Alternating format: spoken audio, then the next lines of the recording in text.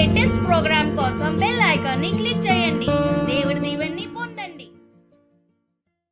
పరిశుద్ధాత్మ తండ్రి దేవునికి మహిమ కలుగును గాక. ఆమేన్. ప్రియమైన దేవుని బిడ్డలారా, ప్రభు క్రీస్తు యొక్క మిత్రులారా, ఈరోజు మంగళవారం, మే నెల 12వ తారీఖు. యేసయ్య ఈరోజు మనందరితో మాట్లాడుతున్నారు.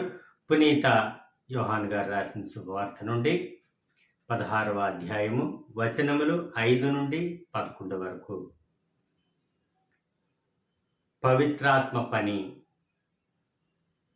కానీ ఇప్పుడు నన్ను పంపిన వాని యొద్దకు పోవుచున్నాను. మీలో ఎవడను నీవు ఎక్కడికి పోవుచున్నావు అని నన్ను అడుగుట లేదు.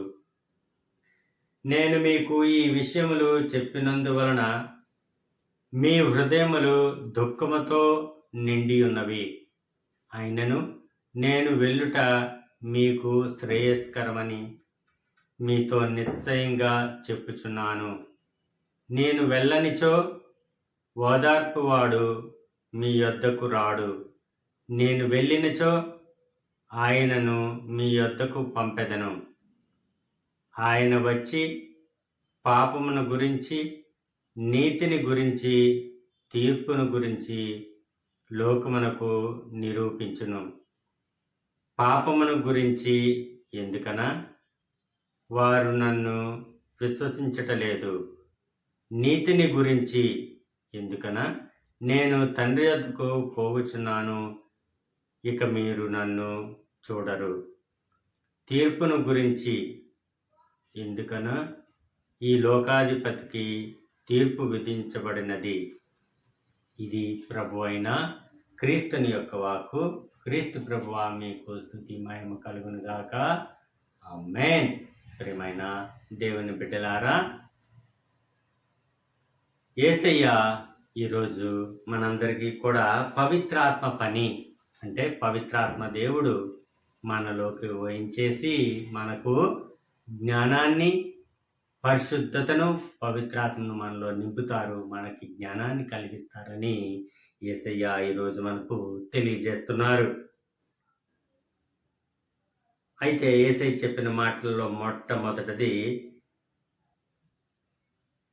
కానీ ఇప్పుడు నన్ను పంపిన వాని యొద్దకు పోవచ్చున్నాను. నేను ఎక్కడికి వెళ్తున్నాను? తండ్రి దేవుని దగ్గరికి నేను వెళ్తున్నాను. మీలో ఎవడనూ నేను ఎక్కడికి పోవచ్చున్నానని నన్ను అడుగటలేదు. నేను మీకు ఈ విషయములు చెప్పినందువలన మీ హృదయములు దుఃఖముతో నిండి ఉన్నాయి. నేను నన్ను పంపిన వాని వద్దకు వెళుతున్నాను కాబట్టి మీ హృదయములు దుఃఖముతో నిండి ఉన్నాయి అని కూడా యేసయ్య మనతో చెబుతున్నారు. అయినను నేను వెళ్ళుట మీకు శ్రేయస్కరమే.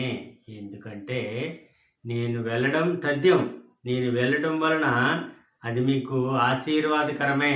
అయినను నేను వెళ్ళుట మీకు శ్రేయస్కరమే, మీతో నిశ్చయంగా చెప్పుచున్నాను. నేను వెళ్ళినచో ఓదార్పు వాడు, నేను అక్కడికి వెళ్ళలేదనుకో, నేను తండ్రి దగ్గరికి వెళ్ళలేనిచో ఓదార్పు వాడు మీ దగ్గరికి రాడు. కాబట్టి నేను వెళ్తే ఓదార్పు వాడిని నేను మీ దగ్గరికి పంపిస్తాను. ఆయనే పరిశుద్ధాత్మ దేవుడు అని యేసయ్య మనకు తేటతెల్లం చేస్తున్నారు ఈరోజు. అయితే మీ యొద్దకు రాడు, నేను వెళ్ళినచో ఆయనను మీ యొద్దకు పంపెదను. ఆయన వచ్చి పాపమును గురించి, నీతిని గురించి, తీర్పును గురించి లోకమునకు నిరూపిస్తారు. ఈ మూడు కూడా, పాపం గురించి, తర్వాత తీర్పు గురించి లోకమునకు నిరూపిస్తారు. ఆయన వచ్చి పాపమును గురించి, నీతిని గురించి, తీర్పును గురించి మీకు వివరిస్తారు, మీకు తెలియజేస్తారు. పాపం గురించి ఎందుకనగా వారు నన్ను విశ్వసించటం లేదు. కాబట్టి పాపం కోసం మీకు వివరిస్తారు, విసిద్ధపరుస్తారు. నీతిని గురించి ఎందుకనా నేను తండ్రి వద్దకు పోవచ్చున్నాను, ఇక మీరు నన్ను చూడరు అని యేసయ్య తెలియజేస్తున్నారు. తీర్పును గురించి ఎందుకనా ఈ లోకాధిపతికి తీర్పు విధించడం జరిగినది. కాబట్టి ఈ మూడు విషయాలను కూడా మీకు వివరంగా తెలియజేయడానికి కావలసిన జ్ఞానాన్ని పరిశుద్ధాత్మ దేవుడు మీకు అందిస్తారు. ఆ పరిశుద్ధాత్మ దేవుడిని నేను మీ దగ్గరికి పంపిస్తాను అని యేసయ్య ఈరోజు మనకు తెలియజేస్తున్నారు. ప్రియమైన దేవుని బిడ్డలారా, కాబట్టి మనందరము కూడా ఈరోజు మంచి చెడ్డలు, లేకపోతే పరిశుద్ధాత్మ ప్రేరణ, పరిశుద్ధాత్మను పొందుకోవడము, మనలో ఉన్న మంచిని చెడుని గుర్తించడము, ఈ పని చెయ్యొచ్చు, ఈ పని చేయకూడదు అనే జ్ఞానాన్ని మనకు తెలియజేసేది పరిశుద్ధాత్మ దేవుడు. ఎందుకంటే ప్రభు క్రీస్తు తండ్రి దేవుని దగ్గరికి వెళ్ళారు కాబట్టి ఆయన మన దగ్గరకు పవిత్రాత్మను, పరిశుద్ధాత్మను పంపించి ఉన్నారు. ఆయనే మనకు తెలియజేస్తారు. ఎప్పుడైనా మనం పాపంలో పడుతుంటే ముందుగా మనకు తెలియజేస్తుంటారు, అది చెయ్యకు అని, ఈ పని చేయడం నీకు అనర్థము, ఇది చెయ్యకు అని ముందుగా మనకు హెచ్చరిక వస్తుంది. కానీ మనం దాన్ని లక్ష్య పెట్టకపోతే పాపం నిన్ను వెంటాడినట్టు. కాబట్టి మిత్రులారా, ఈ విషయాలను మనం గమనించుకుంటూ ప్రభుక్రీస్తు ఎప్పుడూ మనతోనే ఉంటారు, మన దగ్గరే ఉంటారు. ఆయన పరలోకానికి వెళ్ళారు కాబట్టి ఓదార్పు వాడిని మనకి పంపించారు. అర్థమైందా? కాబట్టి ఓదార్పు వాడు ఎప్పుడూ మన దగ్గరే ఉంటారు. ఆయన మనకి జ్ఞానాన్ని ఇస్తారు.